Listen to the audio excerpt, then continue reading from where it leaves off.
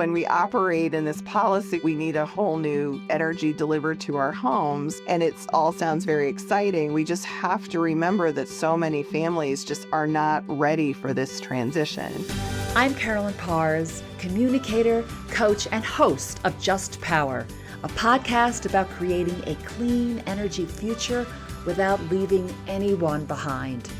Join me as we explore the technologies, policies, and human stories that can make clean energy not just sustainable for our planet, but accessible for everyone. Welcome to Just Power. Energy affordability is becoming one of the most defining challenges in the energy transition. And so often it's discussed in terms of policy and markets and infrastructure. But behind every one of those bills is a family who's making real decisions right now. So today's episode is a little different. We're beginning with them. Energy Outreach Colorado, a statewide nonprofit working to help households afford their energy, recently spoke with and videotaped residents in their region and asked them 4 simple questions about their energy bills and the choices that they're facing right now. And those questions were posed in our season 2 of Just Power. So today we're going to listen to that, all of us together.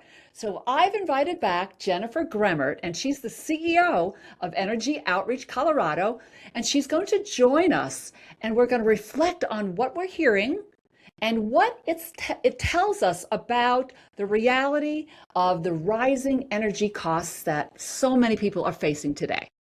All right, so welcome, Jennifer. Thank you. Nice to be here. Yeah, welcome back, I should say. So before we listen to these voices, tell us a little bit about why Energy Outreach Colorado decided to ask those questions and what you were hoping to understand. Well, to be frank, we were really inspired by the work that you've been doing on this Just Power podcast, and the questions, kind of came up, and we thought, we've been doing more focus group work with our participants to really understand the issues that they're facing, and thought this would be a great alignment, to be honest. But it is something that we're really concerned about as we see the numbers of the folks needing our assistance, the arrearage balances that they have, projecting into the future, that we're really not seeing any reduced bill costs anytime soon. And so we just have to keep thinking about those participants first as we think about solutions. So who are the people that we're hearing from? We're hearing from folks that receive Energy Outreach Colorado energy assistance programs, people that may have participated in our crisis intervention program, which is improving the health and safety of their home. And these are, people that we talk to on a regular basis, but that are also really interested in sharing their perspective. And so we're seeing folks from rural communities and urban communities, and really a full kind of spectrum of the kinds of families that Energy Outreach serves every day. Okay, so let's start, all right? Let's hear the first question, and I'm going to just read it, what it is. It's for those that are listening into this. The question is, what changes have you noticed in your energy bills or energy usage over the last few years? So here we go. One point, my bill was like under 150, and it was like about that same thing every month. And then it got to a point where it was like hitting like the 200-300 mark. And I'm like, okay, what's going on? I think I looked at it one time and it was $300 or something. It was something outrageous, and I was just like, there's no way that I could even try to, it's not even affordable. My energy bill was like $900. My energy bill kept rising, and I was trying to figure out how that was happening because I live in an apartment. Being a single dad of 2 girls, it's been tough. Just trying to do everything that I can possibly for them. It kept me in a, like fight or flight mode almost, because I didn't know what I was going to do. I felt like there was no help that I could really, ask for. There's not anybody checking to see, okay, there was an increase. Like, what are you doing different these months? And you you can't call and talk to somebody and tell them, hey, this is what happened. The programs that we're able to access to help us are really stretched thin right now. Usually they tell you, if you need help, call the first of the month. When funding comes through, you call on the first of the month and they're already out at like 8:30. I was fortunate enough to get some help. And then I got a bill in the mail for $400. I tried to go get help. They looked at my bill and they were like, well, one time it was this much and then it increased dramatically in this month. So we was trying to figure out how that happened. I did in fact get my lights cut off because I did in fact have to pay my rent. We have had to scale down like food wise, and I've had to scale back on some of my other bills. My internet has gotten shut off because I have had to make the decision between whether or not we need internet or electricity. Well, without the electricity, the internet doesn't work anyway. It has greatly impacted what my kids are able to do, what we are able to do. My oldest daughter's 14. My youngest daughter's 4. My youngest daughter, she was just diagnosed with ASD. Her being so young and, my bill being so high, it's like, man, I can't even afford daycare with that kind of stuff. And that's, I had a job, and like her not being able to go to school is, really hindered me from going to work. Being a substitute teacher, I am currently working and I am still having to look for energy assistance, bill assistance everywhere. Everywhere that we can, we have to look, because even if you get one bill paid off, then the next one comes in and it's the same amount, and then you're in the same boat that you were in before. It seems to be the biggest thing missed is that our income is not increasing at the rate that cost of living is increasing. And Colorado is already one of the highest cost of living places that you can get in America. They're not trying to make things cheaper. They're just trying to make money. Oh, right. Just like a reality check, right? Like a big reality check. And I bet you there are millions of people feeling the same. So, Jennifer, when you listen to the way, these folks talk about their bills in this way, what stands out to you most? Well, there's a level of frustration that we work so hard to secure funding and more funding to support this problem, and yet we have so much need. We're trying to serve folks statewide. It's an imperfect system that we have of energy assistance delivery. We're really proud of it, but it's just really hard sometimes to navigate. And I think, again, when we operate in this policy world of talking about, we need a whole new kind of energy delivered to our homes, and it all sounds very exciting, we just have to remember that so many families just are not ready for this transition. And where Energy Outreach Colorado has been trying to mitigate the impact of, kind of a green transition, of having more renewable energy online, of understanding the health benefits that come from that, we are really seeing this consistent increase in bills every time we have a new program put on place, because ratepayers are funding that. And just like, folks said in the video, people's income is not matching the increase in expenses. And so this is where this heat or eat reality that we have of people having to pay, this is a top of the stack bill. This is either your mortgage, your rent, energy bills, electricity drives everything else in our homes. And so if you think of whole home affordability, people, in order to have new appliances or programmable thermostats, need internet connection in order to, access health and education and, all of the technologies. All these things are coming in together. And I think it's, we understand the impact of driving to a new, future of reduced carbon. But right now, we're just seeing that so many people are really struggling to pay their bill. The percent of people's income that they're, spending on energy, especially, those folks in sort of the lowest quartile of income, it's just being exacerbated month over month. And so, I have a lot of empathy. It's why I do this work that I do. Yeah. And it's really hard hearing, the struggles that families are having. Right. What are the biggest drivers behind the increases that people are experiencing right now, especially in what you're feeling in Colorado? Yeah, I think there's a lot of reasons, right? We have an entire infrastructure that needs to be updated. We have more need for electricity, for transportation, for buildings, as we're adding more heat pumps, which creates cooling solutions for families. the demand for electricity is just going up. And so all the infrastructure to support that, whether it's transmission lines, distribution systems, substations, I mean, there is a lot of infrastructure. Right? And fires and all those things that. Correct. Yeah. It's aging infrastructure. Definitely we're thinking about wildfires in a state right now where we have such drought, anticipating what that's going to mean. Undergrounding lines can be a big benefit for a community, but it's really expensive. And so all of these things, on top of volatile commodity pricing of, just so many changes. And again, we've really been supporting that work over time. We've been adding a lot of energy efficiency programs to our mix. We have renewable energy subscription programs to help people. But we're really in a place now where the number of cases that utility cases that drive bill increases, that are spread across all customers is just, we're not seeing any relief in that. We also have a volatile sort of, world right now. Having oil prices go up then creates increase in natural gas. There's just these geopolitical situations have impacts on all of this. And again, our solutions have been to think about how do we mitigate through programs, through rate design, through education, getting more funding out into the communities across the state, but it's never enough. And so when we really have to now be thinking about these families, these stories of what that means to people and the fear that they have of not having access to a critical basic need. Yeah. Well, on our last show, which we did the data behind, we had on Charles Ewa, right, from Power Lines. And he said that they just did a national study that 4 out of 5 Americans feel powerless over their energy bill right now.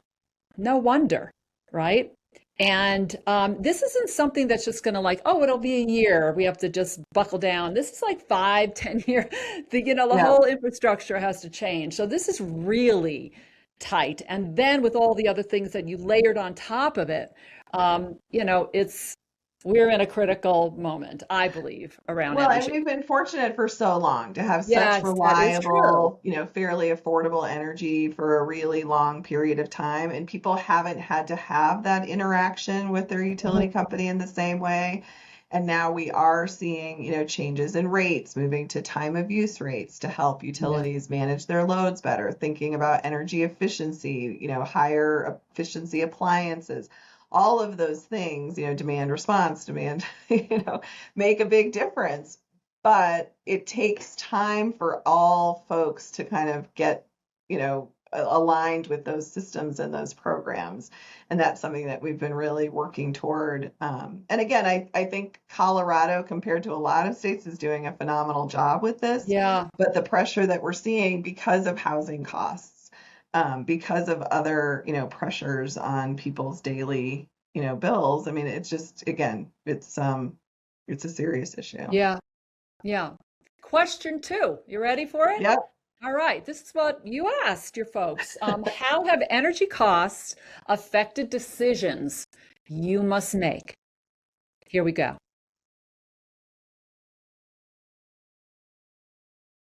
The way we use energy hasn't changed, right? It's just there has been a lot of extra cost that I've noticed and a lot of my neighbors have noticed. They recently changed the meters about 2 years ago. And we've noticed with the new meters, what they said when they came and put it in was that it's supposed to make it a little bit more cheaper, but I feel like it was just a mask to change them out and make them higher because the cost has been it's probably been double what it was before. We are trying to get it down, but we can't. We unplug everything. Nothing stays plugged in that we're not using. My bills for electricity, without any additional stuff that Black Hills has done for me, is $500 to $600. And in the summer, it can go even higher. We have unfortunately been in a position to be disconnected quite a few times because it'll be your bill's $900. We're going to disconnect you. That $900 is only 2 months. So it's not like I'm months and months and months behind. It's literally only 2 months. Costs have gone up and they continually go up. And when you are, when you're talking about a place like the San Luis Valley that is, very impoverished. We have a lot of income qualifying folks that live in this area. It's a situation where it's really difficult for these folks to pay their bills. And so any kind of incremental change increases really makes things pretty difficult for families in this area. So, Jennifer, what kind of trade-offs are you hearing that people are making right now around this? Yeah, it's how can I afford enough food for my family? Can I fill all my, medical prescriptions? People are having to kind of rob Peter to pay Paul. They're really having to balance, especially if in a summer situation where your bill may go up so much because you do have cooling, then how do you balance that, when your income again is not going up? So people are having to kind of save money. And even, hearing the bill levels that people are talking about, our benefit serves about $1,000, per year. And again, folks need to be in arrears, right? And so that's, maybe just a couple of months, whereas years ago that might have been 3 or 4 months. Yeah, So like that one woman said, right? right. Two months is $900. That's a lot of money for anybody, right? Right. Our funds are just not being able to go as Yeah. far in terms of that, safety net that people have. We work closely with the federal program, which provides relief. And so folks can, balance both those programs. But we are also doing like energy efficiency programs to try to help, just reduce those bills. But as Donna was talking about, with the time of use rates, if someone, if that time of use rate is from 5 p.m. to 9 p.m., and that's when kids are coming home from school and they're eating and there's Right. lights are on and there's a lot, and that's the time that we need to help the utility manage their load, which is higher at that period of time. Like there's a real reason why we see that, shift in rates, but for a lot of households, we have to really analyze, is that the best solution for them? And people are naturally trying to conserve because they are very conscious about the cost of the bills. And so there's this balancing act, that we're really always having to do with families of like, let's get your immediate need done of getting your bill caught up. Let's think about what energy efficiency options you have. We can serve both homeowners and renters. Renters are just a little bit more complicated if we're doing like a multifamily affordable housing project. So you're always thinking about how do we create a balance of solutions and that people can really choose what works best for them. Okay. So what did you hear in those responses that people might not fully appreciate when we talk about energy affordability at the policy level?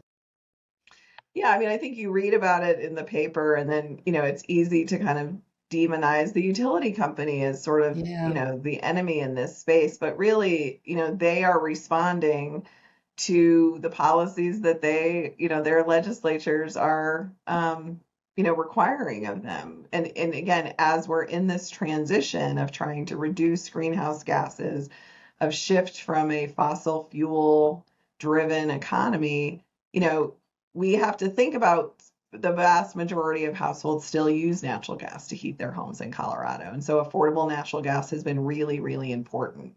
We still have a lot of families that use propane or wood as their primary heating source. Super and so this expensive. isn't all about just one type of fuel. And when we look, when we talk to people in rural Colorado, again, they may not be as comfortable with the full electrification because there's more opportunities for outages to happen. And then when we think about the trade-offs that people have, if they get disconnected, what does that mean for the refrigerator full of food that they may lose? What does that mean for the health and safety of their family? And so what we've been really thinking about is, again, how do we have a balance of programs, a suite of programs that can really support the short-term affordability, longer-term affordability, and think about rate design and policies that have, a reasonable approach in the long run for families. Okay.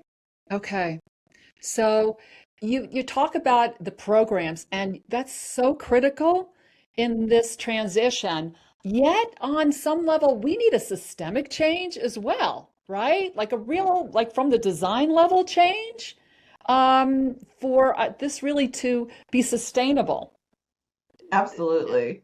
Yeah. Yeah, and there's a lot of conversations that are happening about this, about how investor-owned utilities are regulated, how communities can support, their municipal utility, the rural electric cooperatives and how their, generation mix is changing. And so in Colorado, with over 60 different utility companies, we have to think about this more Right. broadly than just kind of a combined gas and electric, investor-owned utility that, a lot of people have as their utility, but it's not the only one. It's not the only model that we need to be thinking about. We need to be sensitive of the needs of, again, rural communities.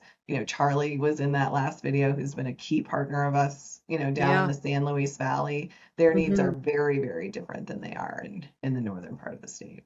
Okay. So region by region, right? It's not, the type of electricity is shifting, right? From gas to renewables to nuclear to geothermal. We're hearing all of it right now. We need all of it. We need all of the above, and we need it all to be affordable, reliable, and accessible. That's right. And can we throw clean in there a little bit? Yeah, and clean. We want definitely clean for everybody. We don't want it just for, certain groups and not for everybody. I have to say that part. Yeah. So, okay, here we go. Question number 3, right? What concerns you most about energy affordability and what gives you hope? All right, here we go.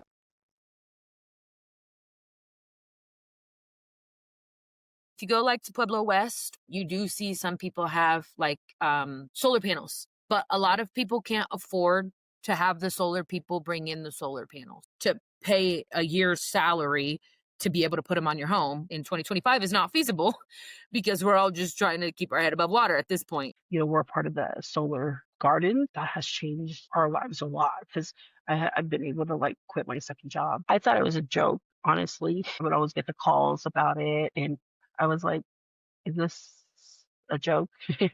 Could I really do that? And not own my place, And they came in and did it. And I was like, oh, and you can see it in your bills, how effective it was. I think that would be a great solution that everybody should look into because a lot of these families, they don't know about that. There's no flyers that come out saying, oh, you have this solar panel garden thing that's going on that will help set your costs on your electricity. People don't know about that. Oftentimes what we hear is we can't afford it, right?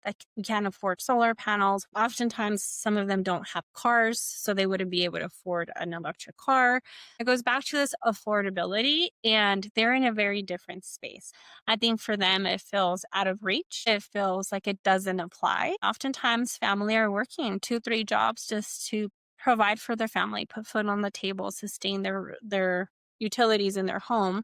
So that's not even top of their mind. Top of their mind is, how do I sustain my family? And if they happen to see solar panels, they see electric vehicles, all of that for them is out of reach. Energy Outreach Colorado, we have our community solar gardens, and it's taken a lot of communication, education, information going out into the community for them to understand, there's no cost. This is not solar panels on your roof. But there's a lot of disbelief, right?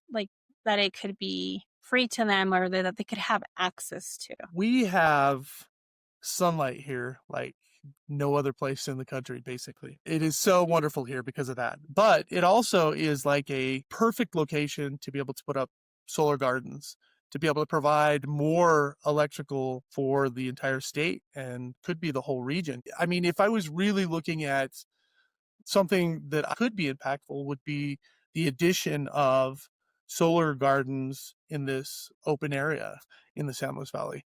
Well, there you go. There's my answer about clean energy, right? I got set up for that one.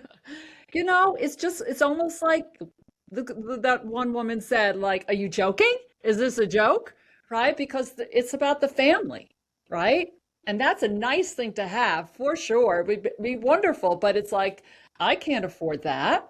Put 50 grand on my roof, right? A solar garden. So, Jennifer, what struck you most about what you heard about their concerns? Well, I mean, we are really, really proud of the community solar garden program that we have at Energy Outreach Colorado. And we have partners like Pivot Energy, But I also think about the years and years of advocacy that it took to get us to the place where we are now, right?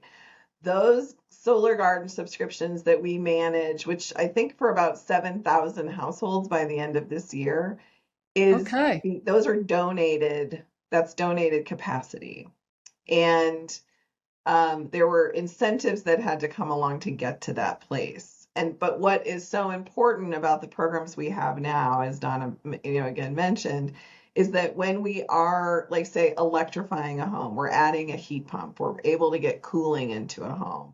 Typically, those bills are higher than if they were just on, kind of a combination of gas and electric. And so we can offset that increase because of going to all electricity with a community solar garden subscription, which then makes that affordable.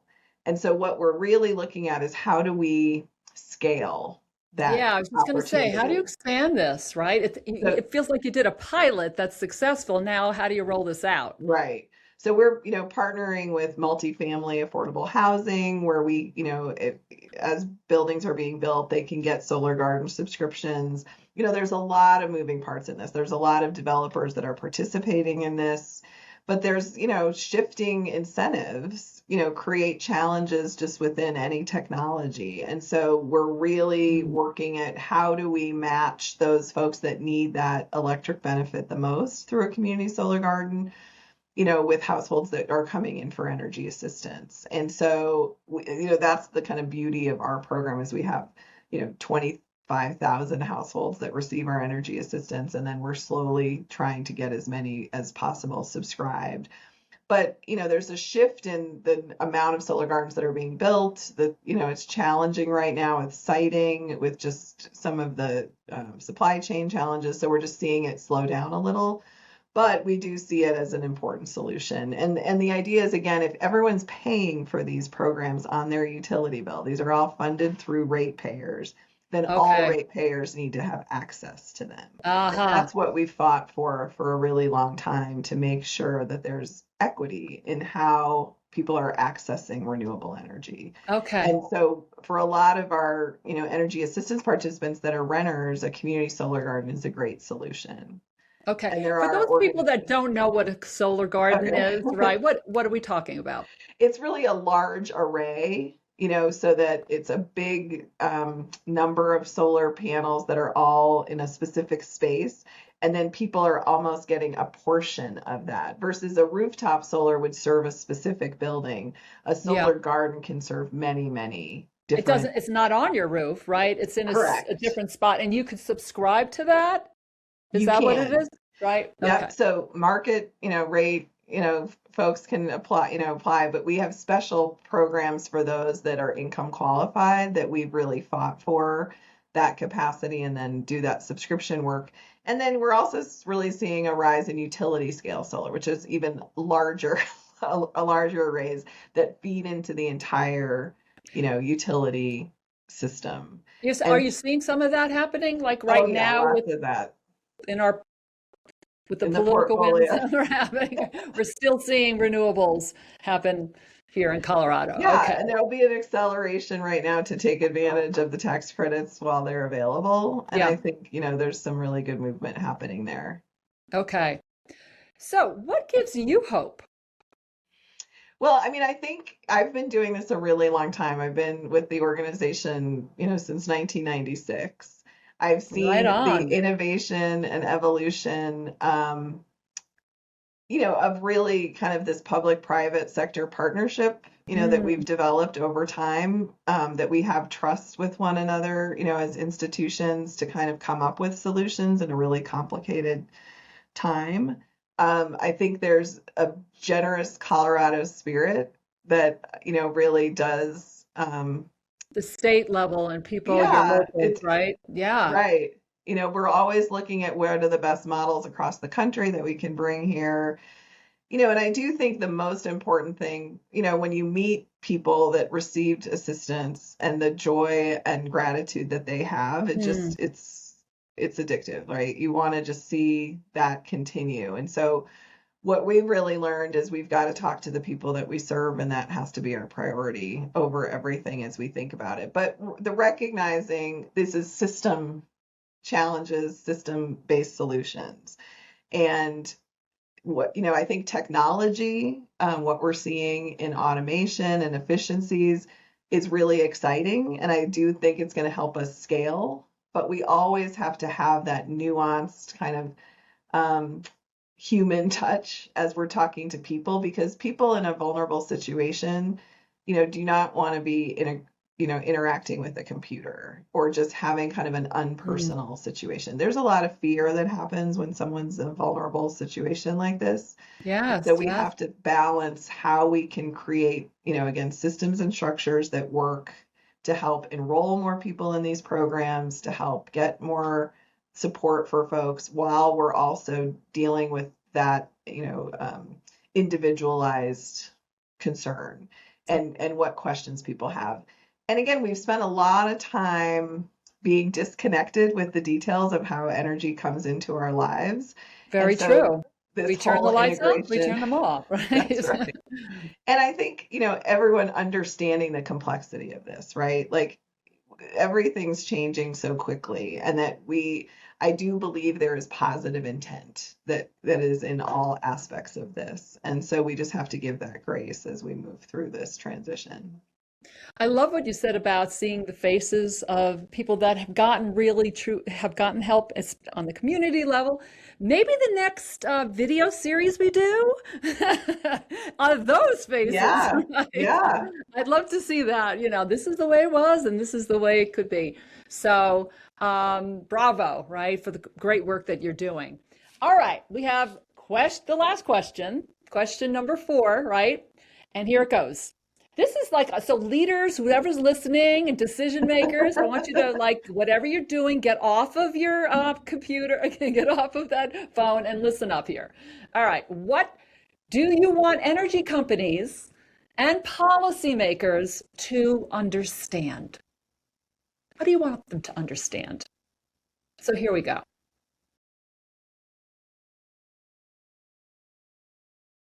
Don't charge peak rates when everybody's obviously at home cooking dinner, needing to use stuff.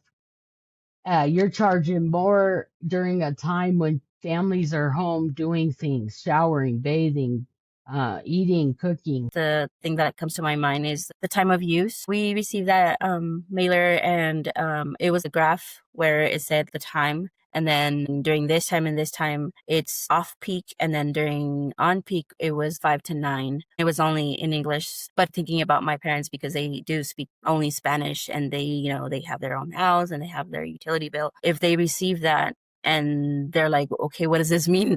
I think the graph was really great, but maybe having more information or having it available in Spanish. How the water companies, they'll tell you, hey, you guys have some water somewhere. If you guys fix it, then we can adjust that time period, because that's not how much your bill costs. They will adjust your bill those months that you had the leak, and it will be the same as it was the other months. I feel like if electricity companies do that, that would help people out a lot. I think the biggest thing they could do is to listen to us and try to make adjustments. I understand we have to pay for those things. I'm not saying that they should be completely free, but there should be some sort of way that we can go about it. I don't know how electricity works past plugging things into my wall, but there has to be a way that they can make it sustainable for them as well as us, so that we aren't drowning in bills that are half of our rent. If they could understand, sometimes you're late, and when you can't make those little partial payments, there's a reason to it. You're really just trying to put money towards the family. It's not that you don't want to pay it. In my situation, it's just I have to make sure that they have what they need. Keeping in mind that we are part of the community, and we are part of those decisions that they are making, keeping us in mind, and just trying to make it, accessible for people and affordable. And then also making us aware of when they are going to make decisions, so that we are able to participate in those decisions. I think it's really important that there are people that are out there that can speak for folks in low income areas.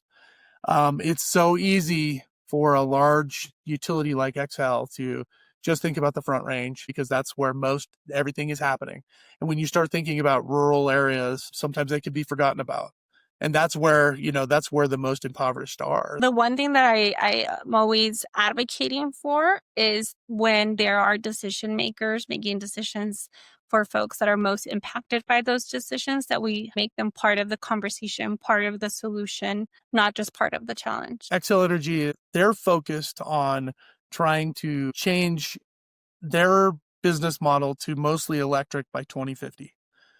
How that concerns me, it would be mostly that, income qualifying folks don't often have the same ability to be able to get those energy upgrades that they need. And so the benefit is not there. As XL Energy as a utility starts to shift, what is that going to do to those that can't afford to make those changes quickly? Like heat pumps, and they're expensive. To try and get something like that put on your house, it is cost prohibitive. If you're thinking about just like regular baseboard electric heat in somebody's house, the costs from that are just like astronomical if that's all you're using as a heat system.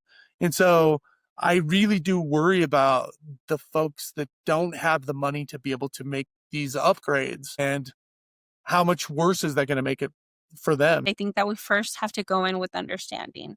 And I think that's a big piece that oftentimes our organization or utilities miss. Because if we're going to go into a community to really help them support, understand renewable energy and the future of energy, we first have to go in and build trusting relationships, understanding of where they're at and where they're coming from. That is the first layer of the work that we have to do.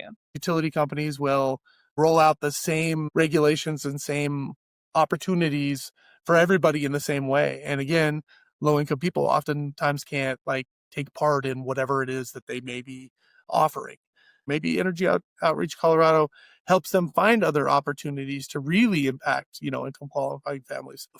They could work with our local governments to be able to really kind of dive into the data, figure out where the need is, and be able to cut some of those costs for income qualifying families. If they would work with the local governments a little closer, they would have a little better understanding of how to really impact folks in their regions, in their counties, in their town seats. Not only would it make an impact physically to people, but it also would make an impact on the way that people think about the utilities, and that, all they're thinking about is their bottom line, to where they look more like a partner, in trying to, help some of the social ills that are happening.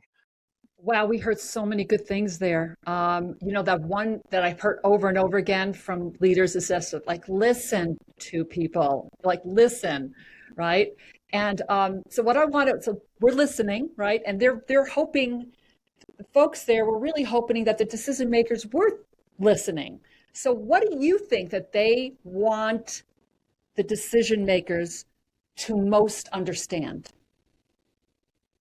I do think it's the fear and the pain that it is causing for families, of just that, when you are afraid to open your utility bill, it's like a dread. And I think it is just really impacting people's lives. And it's not just a story anymore of bills are going up and all, it's not,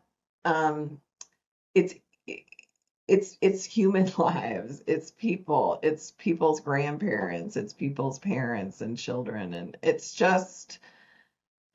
so hard when you're for a statewide organization like ours, we are trying to serve lots of different, types of organizations, types of families, working with different kinds of partners. I do think the conversation around local governments is really important. We in Colorado use counties to administer a lot of human services. And so really seeing counties as a partner in this space, there's a lot of tension within just sort of the entire human services space. There's a lot of fear around public funding that's going into important programs.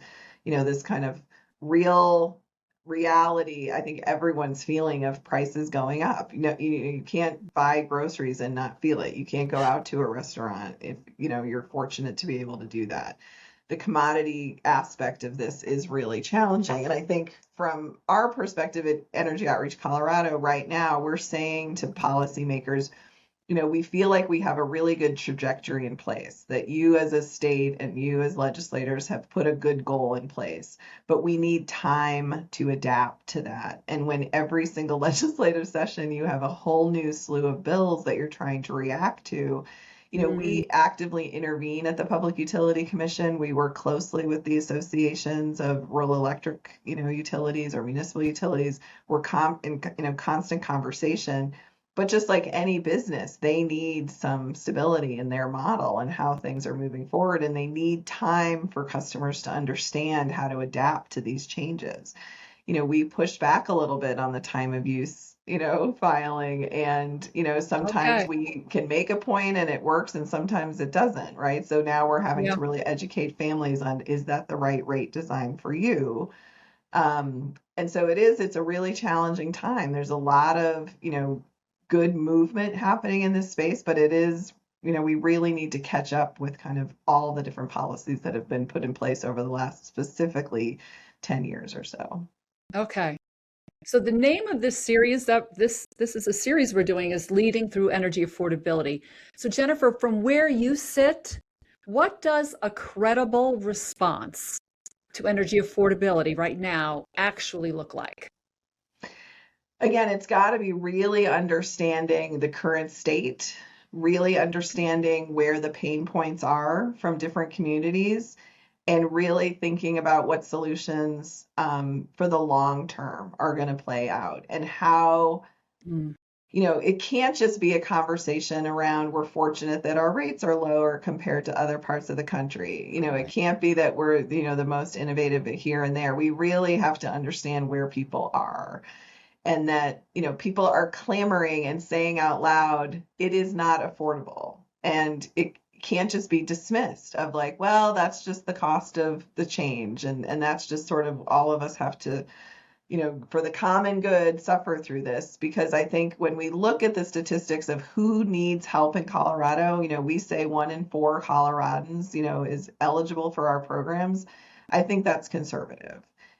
We are serving the lowest income households, but we know that this is impacting moderate income households and everyone. And I was going to ask that. It's creeping right up, right? It is. And the tension is real.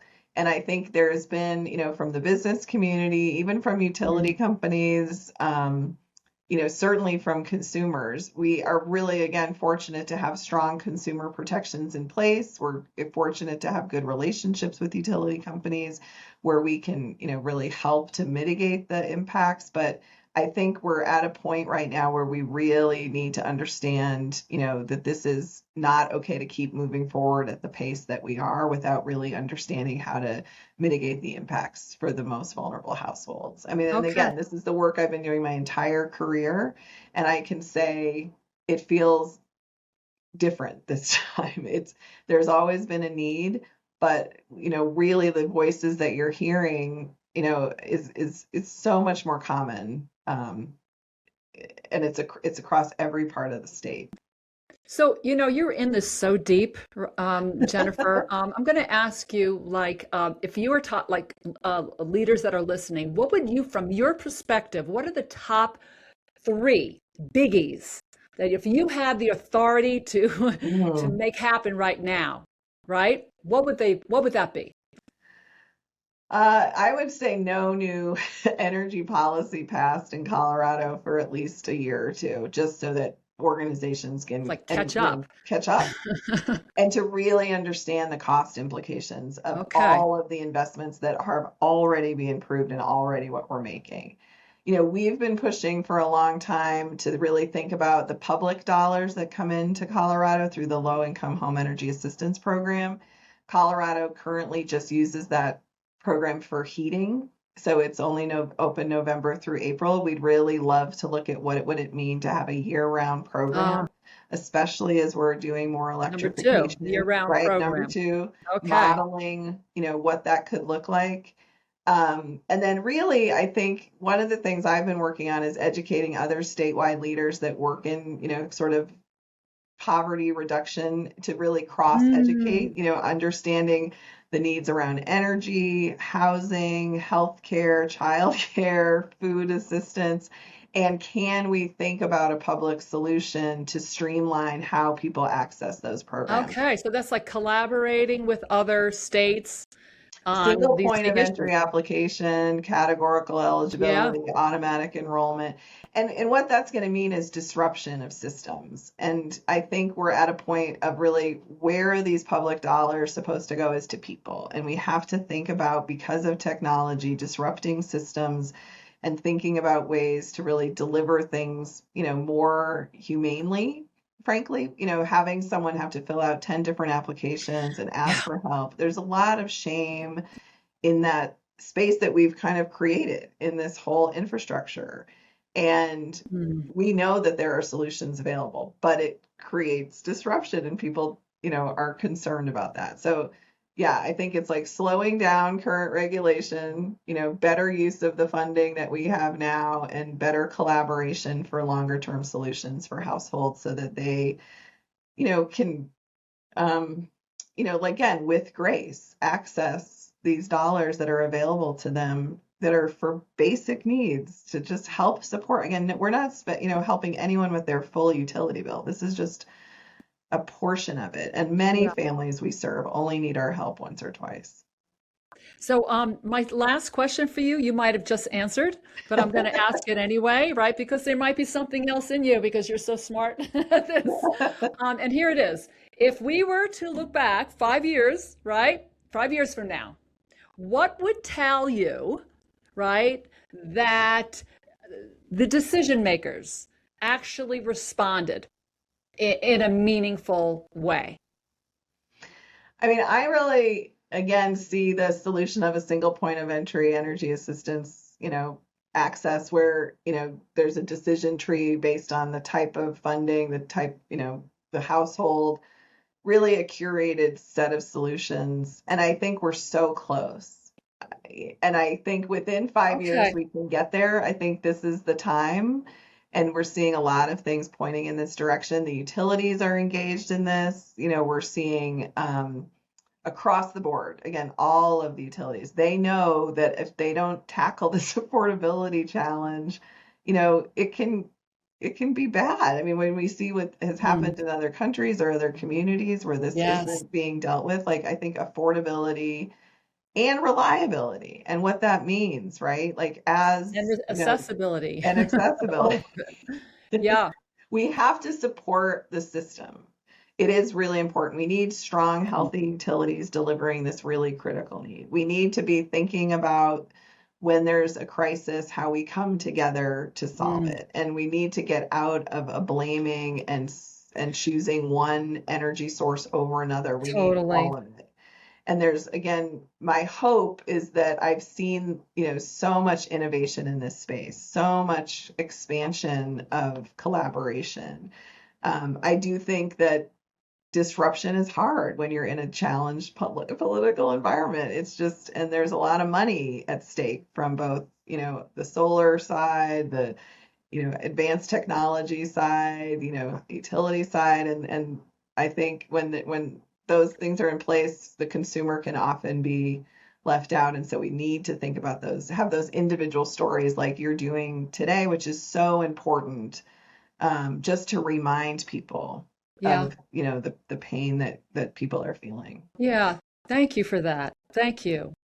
So today we heard directly from people who are right now navigating rising energy costs. I know you've read it in the newspapers. I know you read it on your phone. We've been talking about that, but now you heard it like straight up. Thank you, Jennifer, and your team for making that happen, right? And we heard from Jennifer, who works every day to support households facing these realities. So Jennifer, how can people learn more about your amazing work? Energy Outreach Colorado. Please go to our website at energyoutreach.org. We have links to all of the programs that we have available for individuals, for affordable housing, for nonprofit organizations, links to our partners. please get engaged in our work. We, subscribe to our newsletter. We have a lot of webinars that we're doing, and Nice. certainly appreciate all the work that Carolyn and Just Power are doing to elevate this conversation. It's really, really critical. Thank you. Thank you so much. Energy affordability is not just a policy challenge, it's a lived experience for millions of households. So I'm going to ask all of you, what are you experiencing? Or maybe a neighbor of yours is experiencing right now. Would you put that in the comments? It would so add to this conversation. It's a powerful way to let your voice be heard. This episode, like I said, is part of a series, Leading Through Energy Affordability, right, on Just Power. So if you don't want to miss any of it, and we have some really amazing speakers coming, John Wilson, we have Diana Hernandez coming back, and more, make sure you subscribe. Subscribe right now to follow the conversation, and let's join the leaders who are really making this happen. Because in the end of the day, like Jennifer said, we are all in this together. Thank you for joining us. If you enjoyed this episode, make sure you subscribe to Just Power wherever you get your podcasts. And if you really loved it, leave us a review and tell everyone you know about our podcast. It's going to take all of us to create a clean energy future that leaves no one behind.